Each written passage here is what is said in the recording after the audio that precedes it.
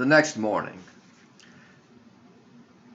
M, entering the library with John, finds Gear reading a book on the 21st century. She recognized it with one look. A large effort to reproduce certain essential textbooks took priority. They would produce reserves for other libraries, who also helped to reproduce reserves. Some universities aided in the reproduction effort when their priorities allowed for it. The deduction of the knowledge was a prime goal of professors. Application falling to students whose control of a subject was proven true. Branching from schools, it was the role of experts to construct or glue together pieces of modern civilization. From their view, looking backward, they tried to learn how these colossal cities took root, maturing with every turn of the earth. One could take a look at a city street and come back the next day to think they mistook where they were. It was a fast track the moderns were on. Explosive growth surged forth, fueled by the smokestack and railroad track, their constructive power singular. Energy, harnessed through mankind's creative ability to think, study, and teach, to build and to invent, the flowering variety of myths and machines of intent. Minds processing the world outside, reshaping it to an extent probably never seen inside this spinning arm of the Milky Way galaxy, where humans hide, snuggled within the warm, silky radiation of their own star, anticipating the risky exploration of space. Deep, far, unfathomed. Beyond planet Earth, the biological bazaar, floating in space, a barren dearth of life. Planets sterile and cold, never knowing the pangs of birth, nor the touch of a god of old, are waiting for the prying eyes of a form of life smart and bold, to discover to their surprise that they were never all alone. But inevitable demise awaited the Goldilocks zone. The three bears were on their way home while Goldilocks slept like a stone. Quietly floating through the foam of space, the pale blue dot went dark. Lights did not brighten the dome of night on this secluded ark, teetering in the waves of space and time. Saturated in stark silence and empty black, the race of life on this ark is alone.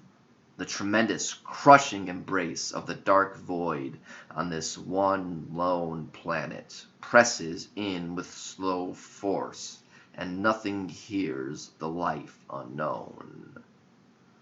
Quiet and cold, with no remorse, the darkness laps upon the shore of the planet that is the source of a life force. The dark waves score this little blue spot, and the sun only shines half of the time.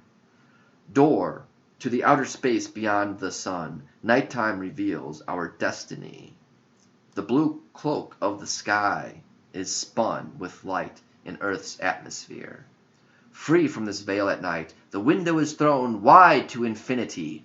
Distant stars and planets are no longer separate or unknown, familiar now because we know life existed outside the zone of our star, and darkness turned to light. As riches became known, planetary companies yearned to exploit virgin deposits of mineral wealth. They soon learned how exotic new composites function to help accelerate space-time travel.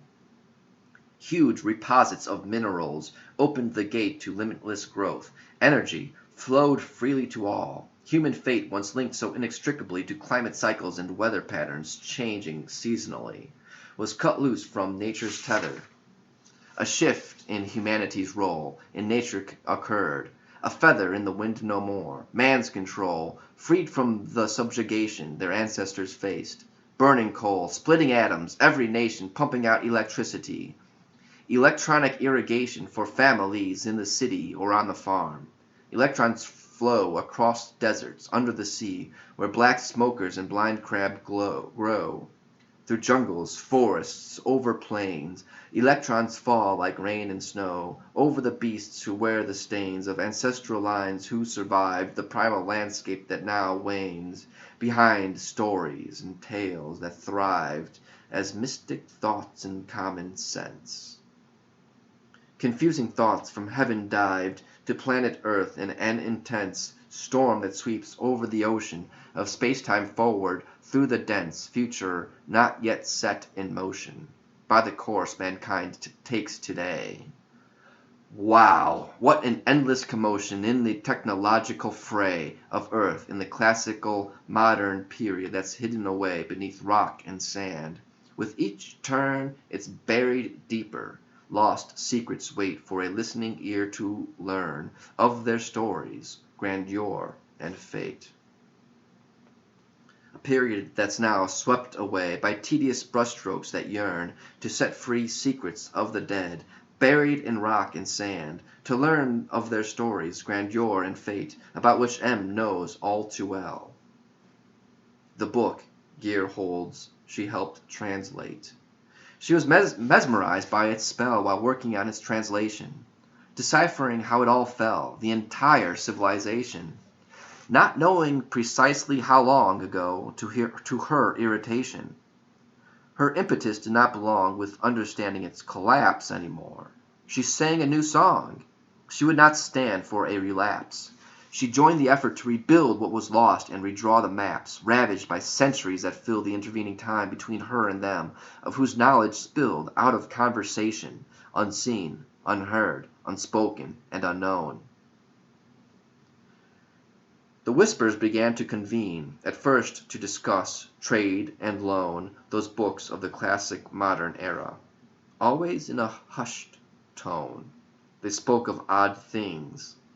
They would learn the modern thoughts, hoping to find their secrets, and how they could burn matter and fuse it, how to bind invisible matter at will. They were seeking to bend their mind to comprehend the lost, to fill their heads with mind-bending thought dives, and to experience the thrill of grasping the concealed lives of atoms and quarks, planets and stars, and to be one who contrives devices, experiments, and theories. And so began the talk, every word brushing away sand, exhuming thoughts to gain a walk in the sunlight, and to flow through human minds, to be writ in chalk and erased on blackboards, imbue themselves on the population, thus creating a deeper view of a swirling iteration along an anonymous edge of a Mandelbrot creation.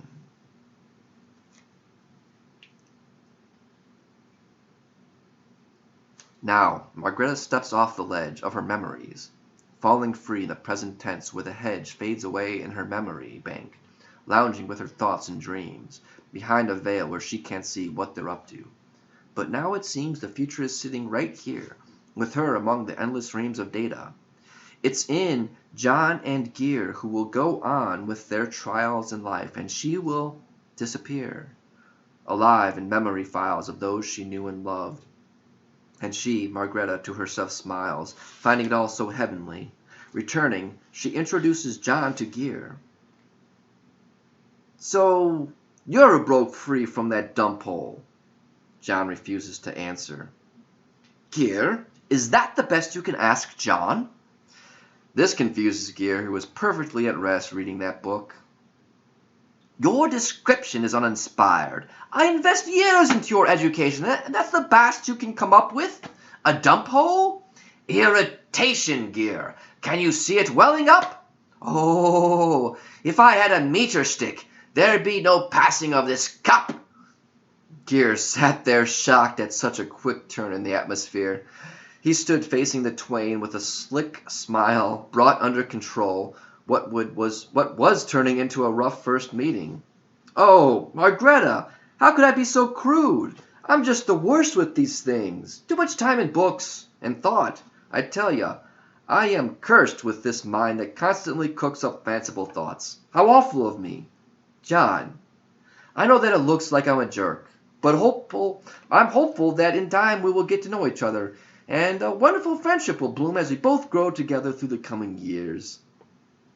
Baffled, although he did not show it, John just stood in place, his fears no more allayed, and shook his head as if agreeing. John now peers at the book Gear seems to have read. "Is that a good read?" "Oh, it's great. This week I've taken it to bed every night because I can't wait to discover how history played out.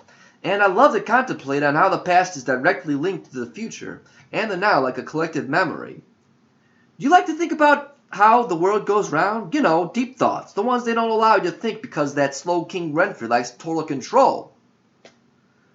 Watching the conversation grow, Em takes leave. The day's taken a toll on her. She now has to prepare for their coming guests. The patrol had informed Margreta on where their neighbors were and when they would arrive. She knew Despair would be traveling with the men, women, and children, forced from their homes, their land where they had been for centuries. And now they come here for sanctuary. They need help, that is all. Renfrey's kingdom, she knows, is suffused with a greed unsatiable. As he nears, she prays the saints will intercede with God to ease the people's fears as they walk through death's pitch shadow.